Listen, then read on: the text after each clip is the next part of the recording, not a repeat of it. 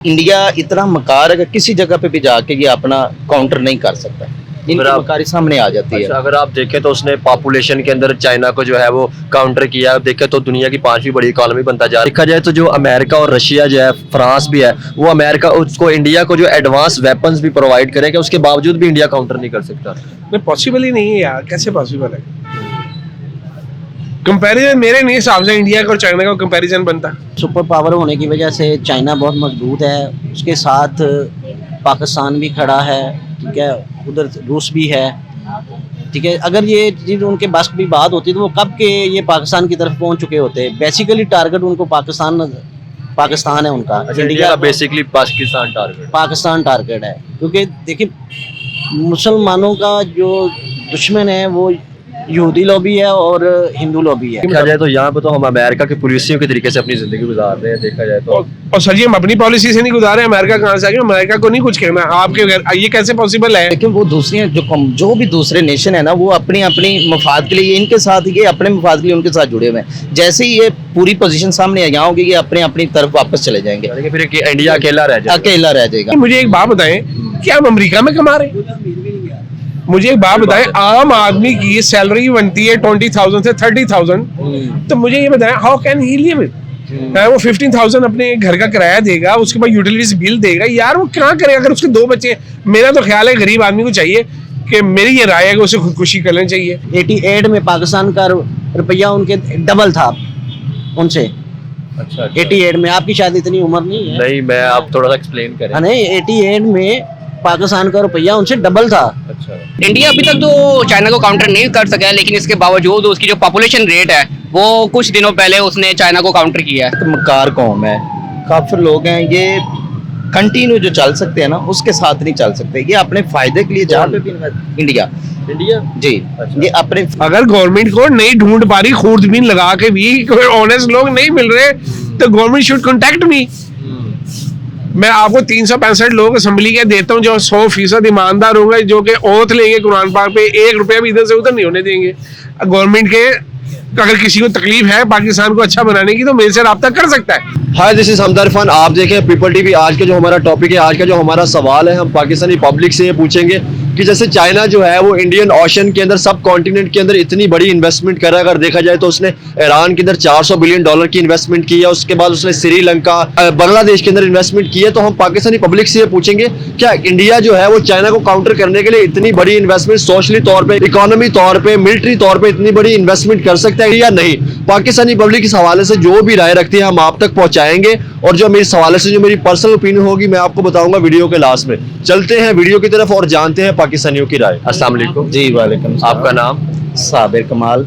अच्छा, आज का हमारा टॉपिक ये कि जैसे देखें कि इंडिया और चाइना जो है वो इंडियन ओशन के अंदर राखों सब कॉन्टिनेंट्स के अंदर जो है वो इन्वेस्टमेंट कर रहा है। मतलब उसने ईरान के अंदर $400 बिलियन का वादा किया है। उसके बाद और देखें तो श्रीलंका के अंदर, बांग्लादेश के अंदर इन्वेस्टमेंट करा। आपको लगता है कि क्या इंडिया जो है वो इतनी बड़ी, जैसे चाइना इन्वेस्टमेंट कर रहा है, क्या इंडिया, जैसे इंडिया चाइना इंडिया को काउंटर कर रहा है, वैसे क्या इंडिया चाइना को काउंटर कर सकता है कि नहीं? जी वालेकुम साहब, आपका क्वेश्चन तो बहुत अच्छा है, मुझे पसंद आया। अच्छा, इस पे ये है, ये एक मकार कौम है, काफिर लोग हैं, ये कंटिन्यू जो चल सकते हैं ना, उसके साथ नहीं चल सकते। ये अपने फायदे के लिए जहाँ पे भी इंडिया जी। अच्छा। ये अपने फायदे के लिए जहाँ पे भी जाते हैं, ये अपने फायदे के लिए कुछ वक्त गुजारा वहाँ पे मकारी की, फिर वापस अपनी। ये चाइना अपनी एक ताकत रखता है, चाइना के आगे ये बिल्कुल जीरो है। ये जितनी मर्जी इन्वेस्टमेंट जहाँ पे मर्जी कर ले। अब ये मुल्क को देखो, जितनी भी इसकी आबादी, इसमें 50% मुसलमान आबाद हैं। इनका अपना एक रहन सहन है, पाकिस्तान का अपना रहन सहन है, लेकिन ये इंडिया इतना मकार है कि किसी जगह पे भी जाके ये अपना काउंटर नहीं कर सकता। इनकी मकारी सामने आ जाती है। अच्छा, अगर आप देखें तो उसने पॉपुलेशन के अंदर चाइना को जो है वो काउंटर किया। देखें तो दुनिया की 5वीं बड़ी इकोनॉमी बनता जा रहा है, उसके फिर भी नहीं काउंटर कर सकता। जी नहीं, अभी नहीं। असल में पता है क्या चक्कर है, इस टाइम उसके साथ जो भी लगे हुए हैं ना, ये दूसरे मुल्कों के, अमेरिका है, रशिया है, जो भी उनको काउंटर कर रहे हैं, इनके साथ मिले हुए हैं। ये वक्त का एक पहलू है। ये अभी तुर्की जो है, ये इस टाइम जलजला आया हुआ है, इस वजह से भी थोड़ा सा पीछे है, लेकिन अभी इकॉनमी के हिसाब से ये बन तो रहा है, लेकिन ये फॉर एवर नहीं रहेगा। हालांकि देखिए पॉलिटिकल स्टेबिलिटी भी है उनके यहाँ पे, देखा जाए तो हर चीज़ वहाँ पे है, इकोनॉमी अच्छी जा रही है वहाँ पे, देखें बड़े बड़े प्रोजेक्ट हैं, उसके बावजूद भी काउंटर नहीं कर सकता। नहीं अभी ठीक है वो बढ़ तो रहा है, लेकिन ये इस तरह काउंटर अंदरूनी तौर पे काउंटर नहीं कर सकता, ये बैरूनी सतह पे कर सकता है, जैसे पेपरों में होता है। इस तरह हो सकता है कि वो उसमें थोड़ा सा काउंटर कर रहा है, लेकिन ये उस तरह प्रॉपर नहीं चलेगा जैसे आप सोच रहे हैं या मेरे सोचने से। मेरा सिर्फ ये सवाल है, जैसे देखिए रशिया उसकी बहुत हेल्प कर रहा है, ठीक है, अमेरिका उसको एडवांस वेपन्स दे रहा है, उसके बाद फ्रांस उसके साथ जो है वो उसको तैयारी भेज रहा है, उसके बावजूद भी काउंटर नहीं कर सकता। नहीं वो असल में देखिए वो दूसरी जो भी दूसरे नेशन है ना, वो अपनी अपनी मफाद के लिए इनके साथ, ये अपने मफाद के लिए उनके साथ जुड़े हुए हैं। जैसे ही ये पूरी पोजीशन सामने आ जाओगे ये अपने अपनी तरफ वापस चले जाएंगे, यानी कि फिर इंडिया अकेला रह जाएगा। अकेला रह जाएगा, बिल्कुल अकेला रह जाएगा। ये पॉलिसियाँ जितनी भी चल रही हैं ये एक वक्त के लिए, तयन के लिए है कि ये इतने वक्त के लिए हमें फॉर एवर नहीं चल सकते। तो क्या वो इंडिया का इस्तेमाल कर रहे हैं फिर चाइना को जो है? देखें इंडिया खुद इनका इस्तेमाल कर रहा है, वो इंडिया का इस्तेमाल कर रहे हैं, ये दोनों एक दूसरे के जुड़े हुए हैं, वो अपने मकसद के लिए, ये अपने मकसद के लिए है। चले, थैंक यू जी। अस्सलाम वालेकुम। वालेकुम अस्सलाम। आपका नाम सर? गजनफर जहांगीर। क्या करते हैं आप? मैं एक बैंकर हूँ। अच्छा, आज का हमारा टॉपिक ये है कि जैसे देखें चाइना जो है सब कॉन्टिनेंट के अंदर, इंडियन ओशन के अंदर इतनी इन्वेस्टमेंट कर रहा है, ईरान के अंदर $400 बिलियन की है, उसके बाद उसने श्रीलंका के अंदर की है, बांग्लादेश के अंदर की है। क्या इंडिया जो है जितनी चाइना ने इन्वेस्टमेंट कर दी है, क्या इंडिया जो है चाइना को काउंटर कर सकता है कि नहीं? देखिए चाइना को काउंटर करना उसकी बस की बात नहीं है, ठीक है।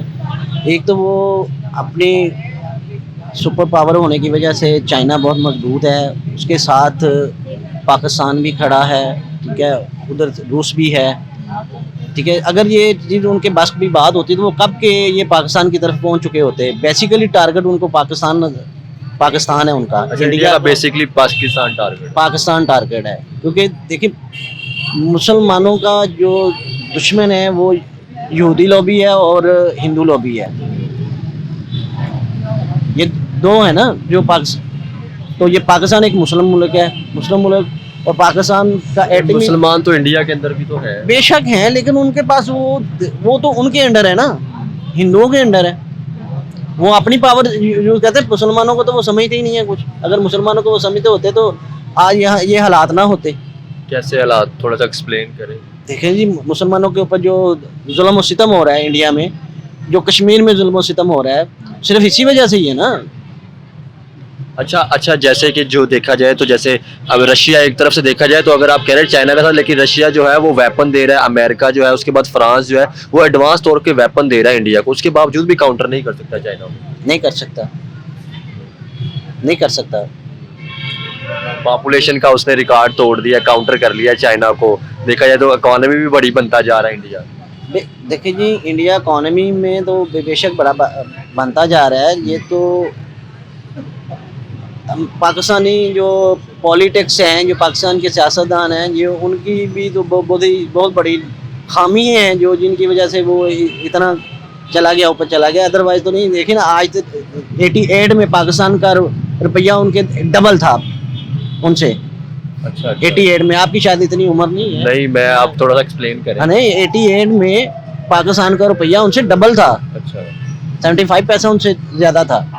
आज हम बांग्लादेश से भी नीचे हैं। तो क्यों है, यही वजह है कि क्यों हम पीछे रह गए? हम पीछे अपनी ये जो खामी है हमारे मुल्क के अंदर, जो पॉलिटिक्स आप देखें, जितने भी पॉलिटिक्स हैं ये सिर्फ कर्जे ही लेते हैं और खा जाते हैं। इनको आगे चलते ही नहीं है, आने वाले वक्त का सोचते ही नहीं है।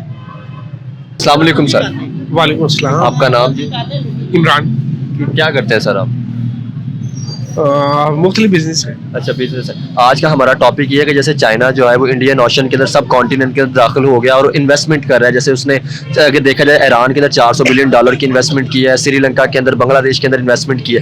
क्या इतनी बड़ी इन्वेस्टमेंट को इंडिया फेस कर सकता है? क्या इंडिया भी चाइना को काउंटर कर सकता है कि नहीं? पॉसिबल तो नहीं है। चाइना की प्रोडक्ट्स है, एक आम सी एक चीज़ है, वो पूरी दुनिया में बिकती है। वो अमेरिका से लेके पूरे यूरोप में, पाकिस्तान में, सब जगह चाइना की आइटम्स बिकती हैं हर तरह से। इवन कि आप टॉयज, जो बच्चा बॉर्न बेबी होता है उसका फीडर तक तो चाइना से बनकर आता है, पूरी दुनिया में बिकता है।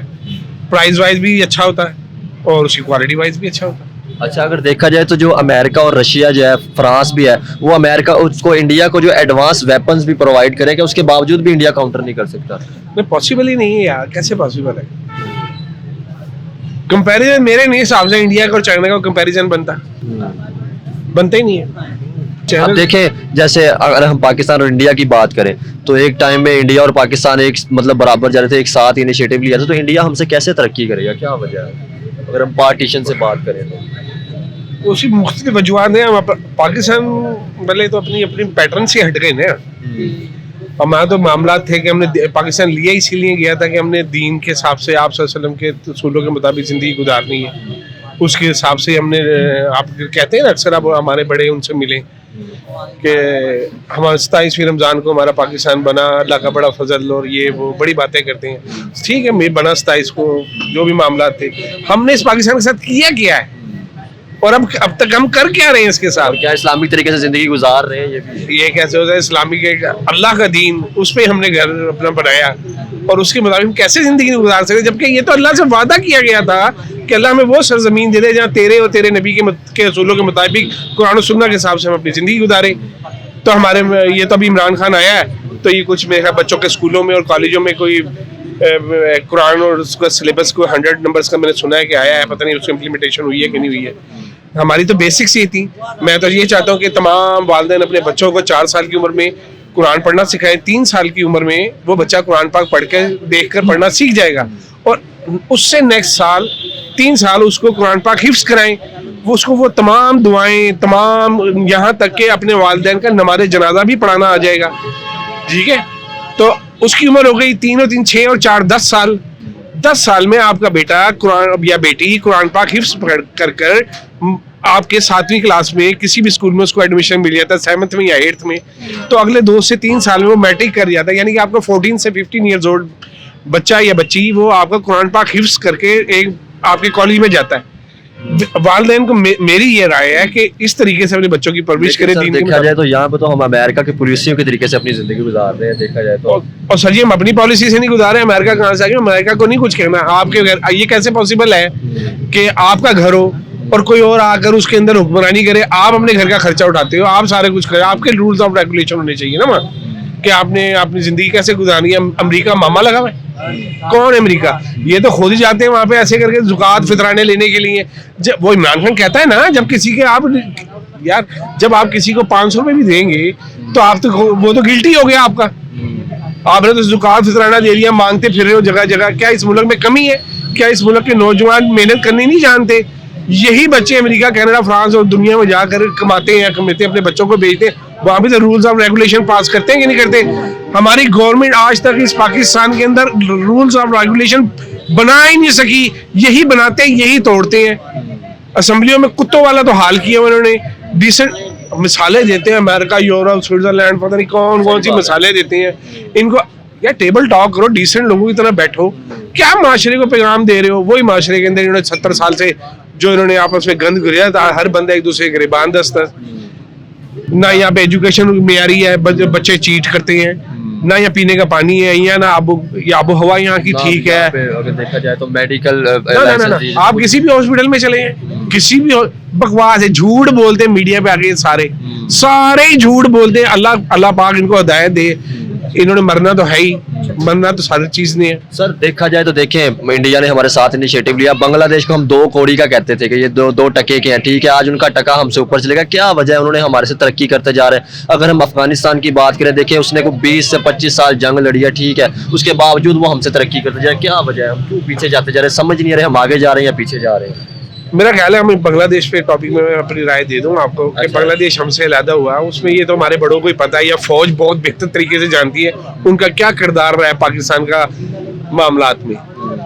होना तो नहीं चाहिए था, बांग्लादेश बनना नहीं चाहिए था, ऐसा होना नहीं चाहिए था। कोई ईसाई भी यहाँ रहते हैं, मुसलमान भी रहते हैं, हर तरह के लोग रहते हैं। बंगाली भी मुसलमान थे, उनको भी हमारे साथ होना चाहिए था। इन्होंने अपने करके दुख है इस बात का कि बांग्लादेश अलहदा हुआ, होना नहीं चाहिए। क्या आपको नहीं लगता कि ये हिस्ट्री रिपीट हो रही है? जैसे शेख मुजीबुर रहमान की सीटें ज्यादा थी और अलहदा कर दी। देखा तो इस टाइम देखा जाए तो आवाम जो है वो इमरान खान साहब को पसंद करती है, लेकिन उसके बावजूद जो अगर देखा जाए तो गवर्नमेंट जो है नून लीग पीडीएम के पास है। देखिए, इलेक्शन हुए, सुनने में तो ये आया कि जो मैंने देखा है, समझा है कि बाजवा साहब, जनरल बाजवा साहब इमरान खान को लाए थे। अगर वो लाए थे तो फिर उसको उतारने की जरूरत थी, उसको 5 साल उसको कंप्लीट कर लेने चाहिए थे। ठीक है कि नहीं? तो 5 साल अपने कंप्लीट कर देता, वो चीज़ें महंगी हो रही थी, आवाम वैसे बज़दिल हो रही थी आहिस्ता आहिस्ता, उससे 5 साल के बाद कुछ ना कुछ रिजल्ट सामने आ जाता। अब नून लीग वाले माशाल्लाह बेसब्रे लोग, 2 नंबर लोग है जी, सारे फ्राडी इकट्ठे हुए पड़े हैं है जी, और उसको 1.5 साल और बर्दाश्त कर लेते। अब आवाम पे जो ये 272 रुपए का पेट्रोल और 600 रुपए का वो 650 रुपए का चापका चिकन का रेट हो गया। नहीं, मुझे एक बात बताएं, क्या हम अमेरिका में कमा रहे हैं? मुझे एक बात बताएं, आम आदमी की सैलरी बनती है 20,000 से 30,000, तो मुझे ये बताएं how can he live it? वो 15,000 अपने घर का किराया देगा, उसके बाद यूटिलिटीज बिल देगा, यार वो क्या करेगा? अगर उसके 2 बच्चे, मेरा तो ख्याल है गरीब आदमी को चाहिए कि मेरी ये राय है कि उसे खुदकुशी कर लेनी चाहिए। गवर्नमेंट एक पुड़िया फी सबीलिल्लाह गरीबों को अंदर बांटे कि ये पुड़िया खाएं और अब मुकम्मल अबद की नींद सो जाए। नाम गरीबों का बाहर से पैसा, पाकिस्तान 70 साल से इन मुल्क को पैसा मिल रहा है, इन मुल्क के मामला ही ठीक नहीं हो रहे, एक बिजली नहीं प्रोवाइड कर पा रहे, एक पानी पीने का पानी नहीं प्रोवाइड कर पा रहे। ये यार असल में ना सारे 2 नंबर है यार, ऑनेस्ट आदमी हो ना। मेरी राय है, मेरा बाकी अल्लाह गैब का इल्म जानते हैं, मेरी राय है कि इन सब में बेटर जो है ना पॉलिटिशियन, वो इमरान खान ही है, और इन सब ने मिलके उसका वो टांगे खींची हैं, वो कि उसका बेड़ा रख दिया। अब मैं कहता हूँ सुबह आप उसे वज़ीर आज़म बना दें, इलेक्शन कराएं ना, वो जीते फिर गए यहाँ पर सुबह वज़ीर आज़म होगा, आपके सामने देख लीजिए क्या हिसाब किताब होगा सारा कुछ। लेकिन इमरान भाई के साथ भी तो मामला है ना, प्रॉब्लम ये उनकी पार्टी, उन्होंने कहा था मैं नए चेहरे सामने लाऊंगा, वो फिरदौस हाशी के मान आ गई, वो फलाना आ गया, वो इनकी जरूरत ही नहीं थी। जब आप एक नई चीज ला रहे हो, एक सिंपल सी बात है, आपको मैंने जॉब है जी, आप वजीर तालीम है, आपकी एक सैलरी लग गई, आपको एक गवर्नमेंट की तरफ से गाड़ी मिल गई, आपको सारी चीजें मिल गई ना, फिर आपको रिश्वत लेने की या हरामकारी करने की क्या जरूरत है? इस टॉपिक पे इस नौयत से सारे MPs MNs जब सैलरीज मिल रही है, आपको मराद मिल रही है, सारा कुछ गवर्नमेंट आपको दे रही है, आप क्यों अपने रिश्तेदारों को फेवर देते हैं? क्यों ना करें? आवाम का सोचें, मुल्क को प्रॉस्पेरिटी की तरफ लेके जाएं, आगे बढ़े। अब दुनिया कहीं से कहीं पहुंच गई है, हम बजाय उल्टा जा रहे हैं। नहीं समझ आई? सही बात है, एडवांस टेक्नोलॉजी पे जा रही है, वो नई चीजें इजाद कर रही हैं और हम सब आटा भूख और हम इसमें वही ना, फिर थोड़े अर्से बाद वो बोतलों में बंद करके देखेंगे ये आटा है, ये चिकन है।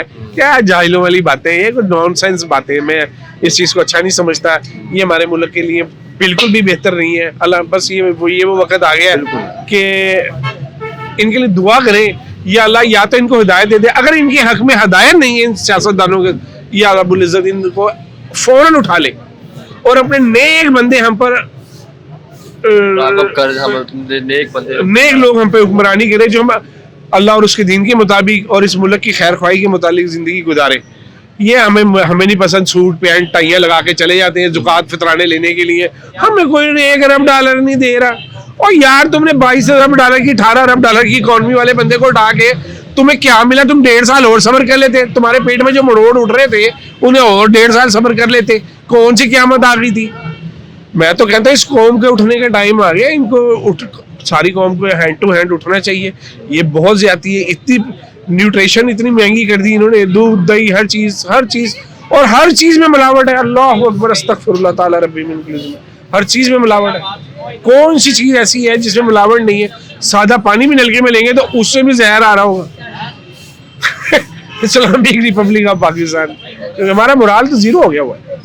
चलिए शुक्रिया सर, बस ये दुआ ही कर सकते हैं कि ये अल्लाह ताला जो है, क्योंकि हमने भी यहाँ पे रहना है और पाकिस्तान बनाया इसीलिए क्या था कि आज़ाद पुलिसियाँ, और देखा जाए तो इस टाइम हमारी पुलिसियाँ बिल्कुल आज़ाद नहीं है। IMF जो चाह रहा है और वही हम पे जो है मुसल्लत हो रहा है। वही ना, जब ज़कात मांगोगे किसी से, आप देखें ना, जिसकी लाठी उसकी बहस होनी है ना। आप तो खुद मांग रहे हो ना, मांगो ना। आपके मुल्क के अंदर इतने मिनरल्स निकलते हैं, आपकी गैस निकलती है, सारा कुछ। आप ऑनेस्ट लोग लगाओ ना, जो वाकई अल्लाह से डरते हो। अगर आपको नहीं मिल रहे ना तो आप मुझसे राब्ता कर सकते हैं, मैं आपको ऑनेस्ट लोग देता हूँ। अगर गवर्नमेंट को नहीं ढूंढ पा रही, खूर्दबीन लगा के भी कोई ऑनेस्ट लोग नहीं मिल रहे, तो गवर्नमेंट शुड कॉन्टेक्ट मी। मैं आपको 365 लोग असेंबली के देता हूँ जो 100% ईमानदार होंगे, जो कि ओथ लेंगे कुरान पाक पे, 1 रुपया भी इधर से उधर नहीं होने देंगे। गवर्नमेंट के अगर किसी को तकलीफ है पाकिस्तान को अच्छा बनाने की, तो मेरे से राब्ता कर सकता है, मैं उसकी मदद करूंगा कि ये लोग दीनदार हैं, नेक हैं, ये इस मुल्क के खैर ख्वाह हैं। आप 500-600 लोग ही ना जिन्होंने हुक्मरानी करनी है हम पे, तो जरदारियों के बेटे नहीं होंगे, नवाज शरीफों के बेटे नहीं होंगे, वो अल्लाह वाले होंगे जो ईमानदारी से काम करेंगे। देखें पाकिस्तान तरक्की करता कि नहीं करता, सब कुछ हो सकता है, हमको किसी से कमजोर थोड़ी है। हमारे माशाल्लाह नौजवान, ये देखो आप हो और हम है, 50 से 60% हमारे यूथ है और फिर भी मेहनत करना चाहते हैं। इस प्रॉब्लम ये हो रही है, ये लोग हमारे बच्चों को वो जो मेहनत करते हैं उसके वो उजरत नहीं मिलती, उनको वो चीज, वो जो पैसा चाहिए उनका बनता है वो नहीं मिलता। क्यों नहीं मिलता? आपको आपकी मेहनत का हक मिलेगा तो आपको क्या जरूरत है कि आप 2 नंबर करें, 2 नंबर ही मारोगे। सही बात। जब आपको एक चीज जो आपकी मर्जी के मुताबिक मिल रही है, मेरे पास है, गवर्नमेंट कॉन्टेक्ट कर ले मुझसे, मैं उनकी मदद कर देता हूँ। मेरे पास तो सिंपल सा थ्योरी है, लेकिन ये करेंगे नहीं। इन्होंने हराम इनके खून में बस किया हुआ है और इन्होंने अपने बच्चों के अंदर बसा दिया हुआ है। अब वो मर जाएगा तो उसका बच्चा आ जाएगा, वो मर जाएगा तो उसका बच्चा आ जाएगा। अवाम सारी ये 22 करोड़ अवाम रोते फिरते, 22 करोड़ नहीं, अवाम कई गुना ज्यादा है इससे। सही बात। नहीं समझ रही बात? तो एनीवे आपके चैनल से मैं ये कहना चाहूंगा, अगर किसी को नेक लोग नहीं मिले तो मुझसे कांटेक्ट कर सकता है। चलिए thank you sir. You welcome. अस्सलाम वालेकुम। वालेकुम सलाम। आपका नाम? मोहम्मद हमजा। एडवोकेट है जी जी। अच्छा, आज का हमारा टॉपिक ये है कि जैसे आपको पता है कि इंडिया जो है सब कॉन्टिनेंट के अंदर, इंडियन ओशन के अंदर दाखिल हुआ था, ठीक है, इन्वेस्टमेंट कर रहा है। अगर हम बात करें जो इन्वेस्टमेंट ईरान के अंदर कर रहा है, श्रीलंका के अंदर कर रहा है और बहुत सी डिफरेंट बांग्लादेश के अंदर इन्वेस्टमेंट कर रहा है, क्या आपको लगता है कि इंडिया जो है वो चाइना को काउंटर कर लेगा? इंडिया अभी तक तो चाइना को काउंटर नहीं कर सका है, लेकिन इसके बावजूद उसकी जो पॉपुलेशन रेट है वो कुछ दिनों पहले उसने चाइना को काउंटर किया है। सिर्फ पॉपुलेशन में उसने किया, लेकिन चाइना की इन्वेस्टमेंट उसके अलावा बहुत ज़्यादा है। अभी फिलहाल इंडिया बहुत ज़्यादा आगे जा रहा है, उसने यूएनओ में बहुत ज़्यादा आगे किया है, लेकिन जितने हद तक चाइना आगे गया हुआ है इंडिया भी नहीं गया। लेकिन उसके पास बहुत सी एलिजिबल बंदे हैं ऐसे जो कि आगे जा सकते हैं, लेकिन अभी फिलहाल इस सदी में मतलब बहुत मुश्किल है इंडिया का भी आगे। आप देखें ना, अमेरिका जो है, उसके बाद रशिया जो है उसकी सपोर्ट कर रहा है, फुल एडवांस वेपन जो है वो इंडिया को दे रहा है, उसके बावजूद भी वो काउंटर नहीं कर सकता। लेकिन अभी तक वो सिर्फ चाइना, यूएसए उसके पास है, इंडिया के पास अभी तक पावर नहीं आई। वो इंडिया, हाँ, वीटो पावर के लिए अभी वो वीटो नहीं बना। वो तो अगर वो बनता है तो फिर कर सकता है काउंटर चाइना को कि नहीं? चाइना को काउंटर करने के लिए उसे बहुत मेहनत की जरूरत है। अभी क्या मेहनत की जरूरत? इकोनॉमी, चाइना की इकोनॉमी बहुत ज्यादा स्ट्रॉन्ग है। अब वो देखे ना, इंडिया अब भी देखिए जैसे कि हर कोई यूएसए का मकरूज है, लेकिन यूएसए चाइना का मकरूज है। ऐसे थोड़ा सा एक्सप्लेन। यूएसए ने चाइना का जो मिलियन में डॉलर में ना उसने कर्जा देना है यूएसए का, और यूएसए ने चाइना का। आपके हिसाब से जो अभी इंडिया को टाइम लगेगा अभी चाइना इंडिया को बहुत टाइम लगेगा। चलिए थैंक यू। हाँ थैंक यू। आपने जानी पाकिस्तानियों की ओपिनियन और सवाल से जो मेरी पर्सनल ओपिनियन की बात करें तो इंडिया के अंदर इतना पोटेंशियल है कि वो एक सुपर पावर बन सकता है। लेकिन अगर हम देखें तो इंडिया ने कोशिश भी की थी चाइना को काउंटर करने के लिए। अगर देखें तो उसने नेकलेस ऑफ डायमंड और उसके बाद अगर देखें तो डबल हुक थ्योरी बनाई थी चाइना को काउंटर करने के लिए। लेकिन अभी हम वेट करना पड़ेगा 2-3 डेकेड्स के इंडिया और चाइना अभी किस पोजीशन पे खड़े हैं। अगर हम बात करें 50 से 60 साल पहले तो पाकिस्तान जो है वो सीटो और सेंटो का हिस्सा था, जिसमें चाइना और जिसमें अमेरिका ने पाकिस्तान को कुछ भी नहीं दिया था। इंडिया जिस मिलिट्री लाइसेंस का हिस्सा है कोहाट का, तो ये वक्त ही बताएगा कि अमेरिका इंडिया को कुछ देता है या नहीं। ये हमें 2-3 डेकेड्स के बाद पता चलेगा। तो ये थी आज की वीडियो। इस वीडियो को लाइक करें, पीपल टीवी को सब्सक्राइब करें। Thank you.